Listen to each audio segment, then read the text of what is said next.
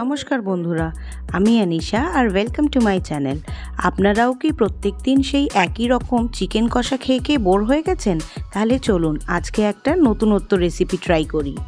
প্রথমেই আমি আদা রসুন বেটে নিয়েছি, তারপর একটু পেঁয়াজ বাটাও করে নিয়েছি, এরপর ধনেপাতাগুলোকে ভালো করে ধুয়ে রেখেছি আর চিকেনটাকে ভালো করে গোলমরিচ দিয়ে আদা রসুন বাটা দিয়ে মাখিয়ে রেখেছি। এরপর আমি একটা মিক্সচার গ্রাইন্ডারে ধনেপাতাগুলোকে ভালো করে পেস্ট করে নেব, একটা ফাইন পেস্ট করে নেব। এরপর ধনেপাতাগুলো পেস্ট হয়ে যাওয়ার পরে দেখুন আমি মাংসে একটু একটু করে এইগুলোকে মিক্স করে দিচ্ছি। তো আপনি হাতের সাহায্যে ভালো করে মিক্স করে দিতে পারেন, এতে রেজাল্টটা খুবই ভালো আসে। কড়াটা গরম হয়ে যাওয়ার পর আমি একটু সাদা তেলের ইউজ করেছি।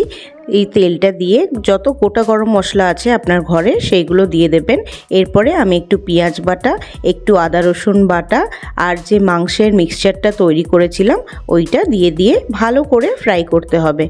ততক্ষণ ফ্রাই করতে হবে যতক্ষণ না কালারটা একটু চেঞ্জ হয়ে যায়। এরপরে আমি একটু লঙ্কা চিড়ে আর দিলাম। এরপরে লাল লঙ্কা গুঁড়ো, ঝাল লঙ্কা গুঁড়ো, ধনে, জিরে, হলুদ এইগুলোকে ভালো করে দিয়ে ভালো করে ফ্রাই করে নিতে হবে।